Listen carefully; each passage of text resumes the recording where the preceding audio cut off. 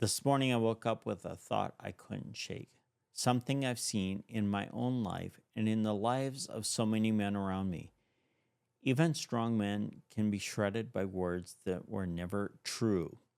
Not by fists, not by failures, but by narratives, by labels, by assumptions that settle into the soul if you hear them long enough. I'm talking about men who have served their communities, men who have served their churches, men who have served their families, men who have served their country, men who carried weight without complaining, men who sacrificed without applause, men who did the right things when no one was looking. And yet, somewhere along the way, something was spoken over them that didn't come from truth, didn't come from God, and didn't reflect who they really were. But it landed and it stuck.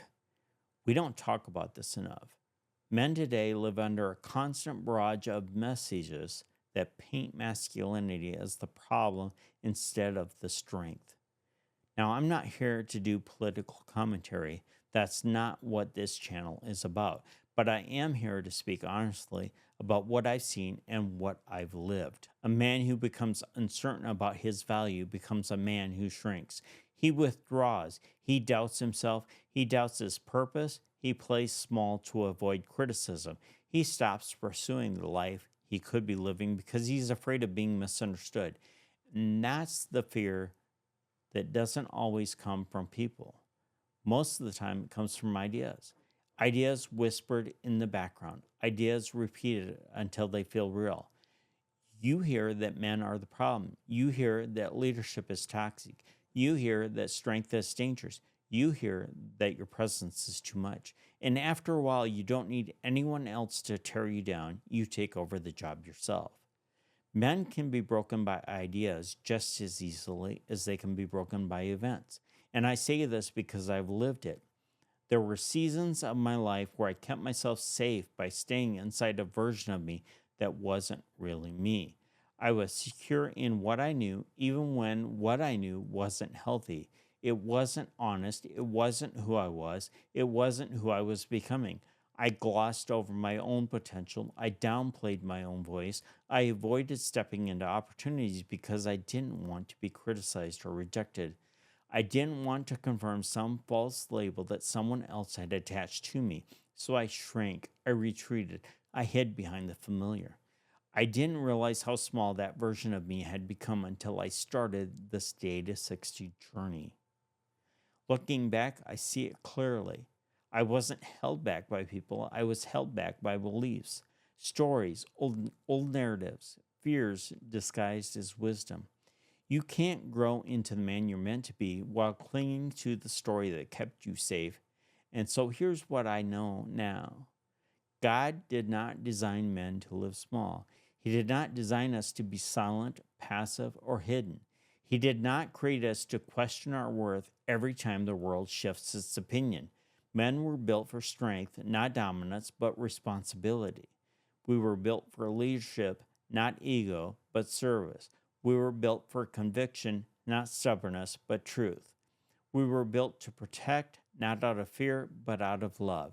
And when a man understands who he is in God's eyes, the labels, they fall off. The false stories lose their power. The criticism becomes noise. And that's when a man truly becomes dangerous in the best way possible. A man who knows who he is cannot be manipulated by fear or false beliefs. And as I move towards 60, I'm realizing how much of my life was spent living in a story that was too small for me.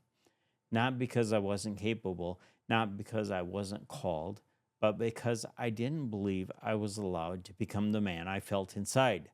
I lived with my potential locked behind the old sentences: you can't, you shouldn't, you fail, you don't deserve, you stay where you are. But none of these sentences came from God, and none of them led me toward the man I'm becoming today.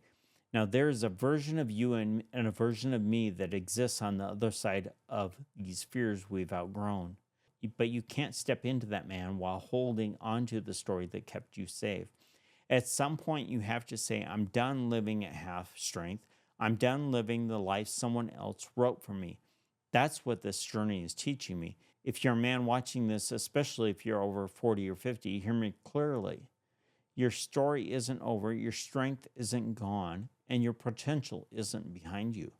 You may have lived under false beliefs. You may have been wounded by words. You may have been dismissed or misunderstood, but none of that determines who you become here. At any age, you can break the agreement you made with the story that held you back. You can step into the man God always saw, even when you couldn't see him yourself. And once you get a glimpse of who you could be, the smallest version you settled for will never satisfy you again. And that's where I am today. Episode 14, 449 days to go. I'm stepping out of old ideas that kept me small so I can grow into the man I've known was inside of me for years. If you're walking this journey with me, take a hard look at the stories you believed about yourself. Ask if any of them need to be rewritten. Every day is a chance to let go of what's false and take hold of what's true. Every day is a chance to grow into something stronger than the story. And every day we've got one shot to become one day better.